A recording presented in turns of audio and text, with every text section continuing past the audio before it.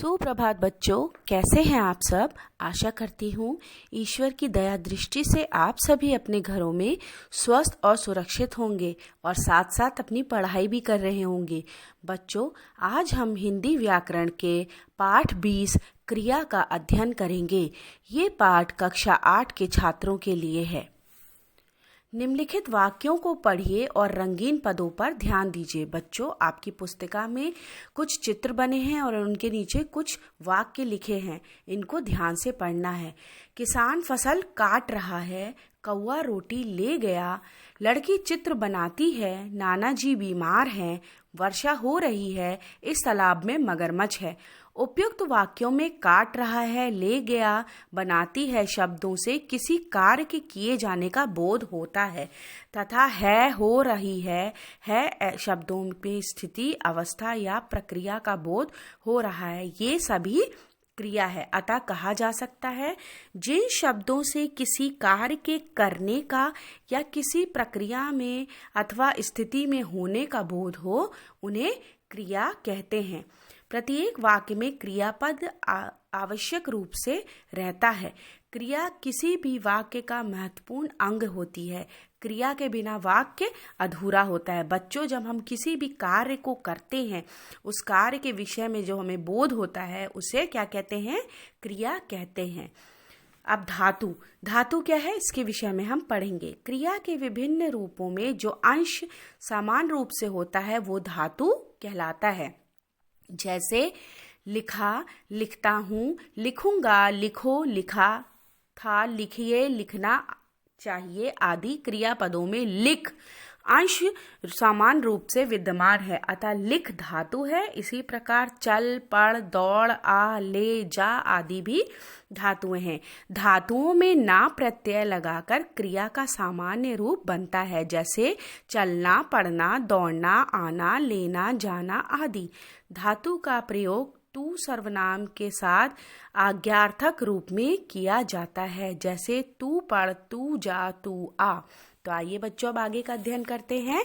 धातु के भेद। धातु के निम्नलिखित भेद होते हैं। पहला, सामान्य धातु या अर्थात मूल धातु। अन्य शब्दों की तरह भाषा में कुछ क्रियाएं धातुओं भी रूढ़ होती हैं। इन्हें मूल या रूढ़ धातु कहते हैं। क्योंकि ये यौगिक और व्युत्पन्न नहीं होती, इसलिए इन्हें सरल धातु भी कहते हैं। खाना, पानी, सोना, पढ़ना, लिखना, आना, जाना आदि सामान्य धातु हैं। दूसरा, व्युत्पन्न धातु। मूल धातु में प्रत्यय लगाकर जो धातुएं बनती हैं, उन्हें व्युत्पन्न धातु कहते हैं। जैसे पीना से पिलाना, करना से करवाना, काटना से कटना, खेलना, खोलना से खुलना आदि। मूल धातुएं अकर्मक या सकर्मक होती हैं। मूल अकर्मक धातुओं से व्युत्पन्न सकर्मक धातु और मूल सकर्मक धातु से व्युत्पन्न अकर्मक धातुएं बनती हैं। जैसे मूल अकर्मक है तो उड़ना, और व्युत्पन्न सकर्मक क्या हुआ? उड़ाना। उठना, उठाना, काटना, कटाना, उठाना, उठाना। नाम धातु। धातु का तीसरा भेद है नाम धातु।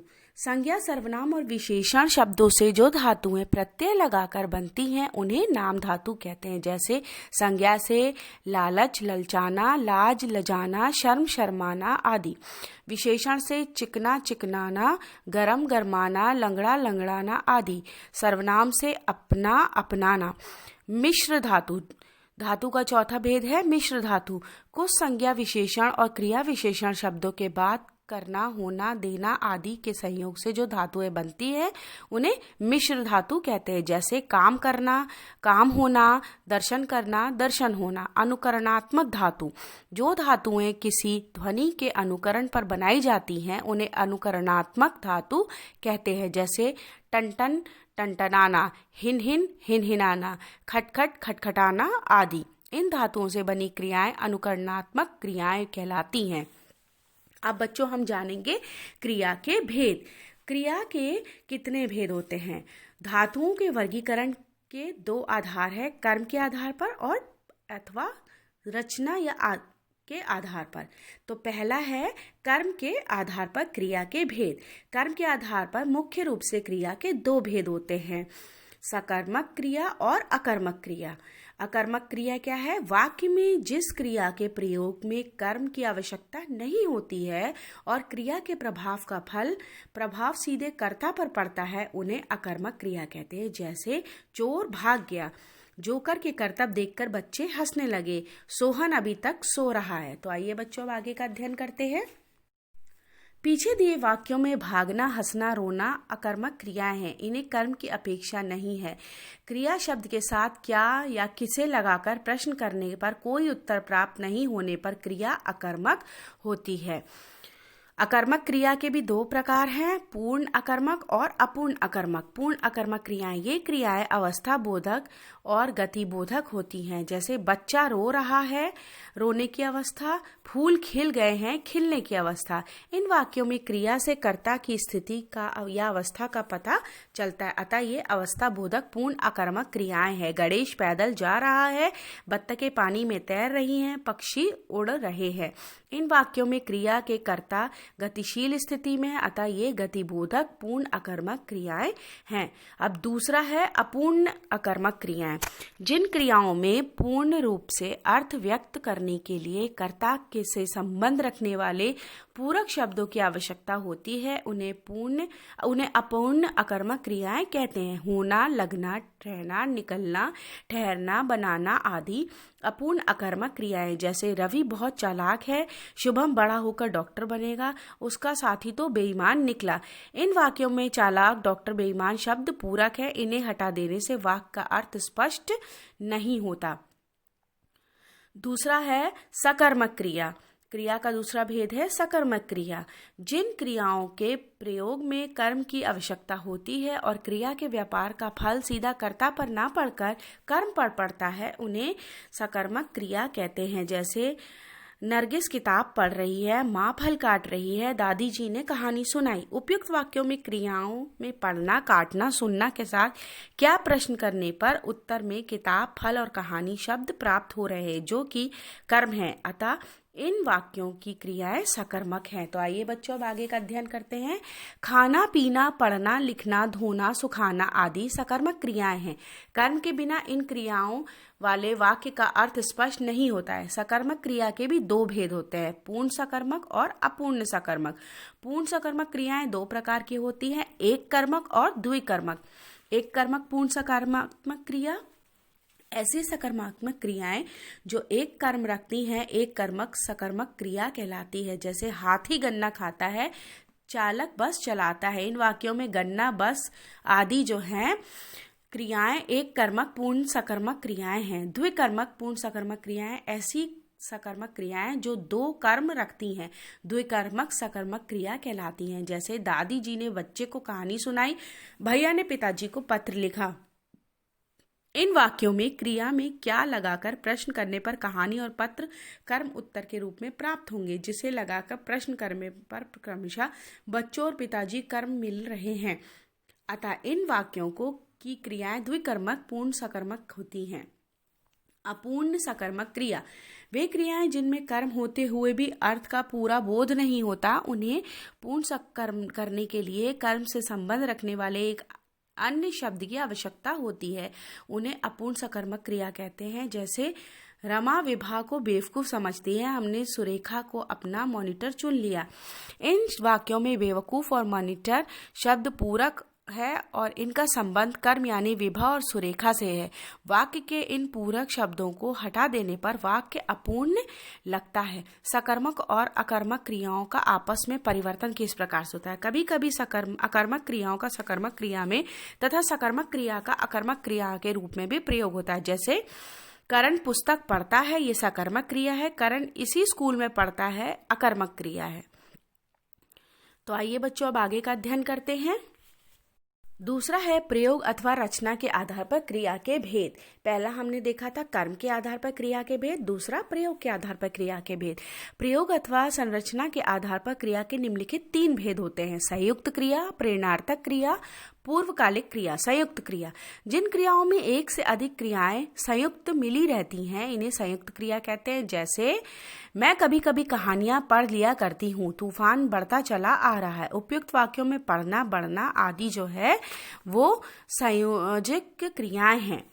संयुक्त क्रिया दो प्रकार की होती है, रंजक क्रिया और समस्त क्रिया। रंजक क्रिया वाक्य में मुख्य क्रिया के अतिरिक्त लगने वाली ये क्रिया जो मुख्य क्रिया के अर्थ को रंजित करती है अर्थात विशिष्ट छवि देती है, रंजक क्रिया कहलाती है। जैसे बोलते बोलते वो उसे मार बैठा, वो तुरंत उठकर चल दिया। यहाँ पहले वाक्य में मार बैठा का अर्थ यही नहीं है कि उसने उसे पहले मारा फिर बैठा। मार बैठा का अर्थ है मारा, मार बैठा क्रिया के रूप में क्रिया की आकस्मिकता का पता चलता है। और समस्त क्रिया दो धातुओं के योग से बनी वे क्रियाएं जिनमें दोनों क्रियाओं का अर्थ बना रहता है समस्त क्रिया कहलाती है। जैसे माता जी ने चला फिरा नहीं जाता, वो लिख पढ़ सकता है। इन वाक्यों में दोनों क्रियाओं चलना फिरना तथा लिखना पढ़ना का अर्थ बना हुआ है। ये समस्त क्रियाएं हैं। खा है प्रेरणार्थक क्रिया। जिस क्रिया से ये पता चला कि कर्ता स्वयं काम ना करके किसी दूसरे को काम करने के लिए प्रेरित करता है, उसे प्रेरणार्थक क्रिया कहते हैं।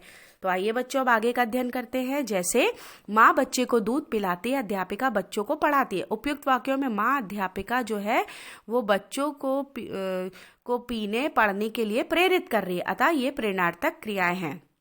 प्रेरणार्थक क्रियाएं भी दो प्रकार की होती है, प्रथम प्रेरणार्थक और द्वितीय प्रेरणार्थक। प्रथम प्रेरणार्थक जब कर्ता स्वयं भी कार्य में सम्मिलित होता है तो वो प्रथम प्रेरणार्थक होती हैं, और द्वितीय प्रेरणार्थक जब कर्ता स्वयं कार्य में सम्मिलित ना होकर किसी अन्य को कार्य करने के लिए प्रेरणा प्रदान करता है। तो आइए बच्चों अब हम आगे का अध्ययन करते हैं। क्रियाओं का सामान्य रूप और प्रथम प्रेरणार्थक और द्वितीय प्रेरणार्थक।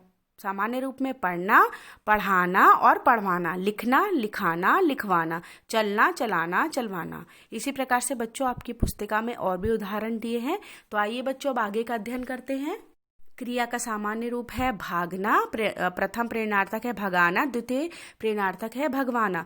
उड़ना, उड़ाना, उड़वाना, कूदना, कुदाना, कुदवाना, जोड़ना, जुड़ाना, जुड़वाना। पूर्वकालिक क्रियाएं। वाक्य में प्रमुख क्रिया से पहले संपन्न होने वाली क्रिया को पूर्वकालिक क्रिया कहते हैं। इसकी रचना धातु में कर या करके लगाकर होती है। जैसे गिरीश खाना खाकर सो गया, स्कूल का काम खत्म करके वो टीवी देखने लगा। यहाँ पर खाकर, खत्म करके, देखकर आदि क्रमशः वाक्यों की प्रमुख क्रियाओं में सो गया, देखने लगी पहले की संपन्न हो गई हैं, अतः खाकर, खत्म करके और देखकर पूर्वकालिक क्रियाएं हैं। तो बच्चों हमने क्या क्या इस पाठ से सीखा? किसी कार्य, घटना, अवस्था, स्थिति या अस्तित्व का बोध कराने वाले शब्दों को क्रिया कहते हैं। क्रिया का मूल रूप धातु कहलाता है। ना लगाकर क्रिया का सामान्य रूप बनता है। कुछ क्रियाएं स्वाभाविक क्रियाएं होती हैं और कुछ क्रियाएं व्युत्पन्न होती हैं। मूल क्रियाएं अकर्मक या सकर्मक होती हैं। सकर्मक क्रियाएं भी एक कर्मक और द्विकर्मक होती हैं। संज्ञा, सर्वनाम, विशेषण शब्दों से बनाई जाने वाली धातु नाम धातु कहलाती है। मुख्य क्रिया की विशेषता बताने वाली क्रियाएं रंजक क्रियाएं कहलाती हैं। दो धातुओं के योग से बनी दोनों अर्थ देने वाली क्रियाएं समस्त क्रिया कहलाती है। किसी ध्वनि के अनुकरण पर बनी क्रिया अनुकरणनात्मक क्रिया होती है। काल, वित्तीय पक्ष की सूचना देने वाली क्रियाएं संयोजी क्रियाएं होती हैं। हैं, हूं, था, थे, थी सहायक क्रियाएं होती हैं। मुख्य क्रिया से पहले संपन्न होने वाली क्रिया पूर्वकालिक क्रिया होती है। तो आशा करती हूँ बच्चों ये पाठ आपको समझ में आ गया होगा। अब इसी पाठ से संबंधित कुछ कार्य मैं आपको दे रही हूँ जो आपकी विद्यालय की वेबसाइट पे उपलब्ध है। धन्यवाद।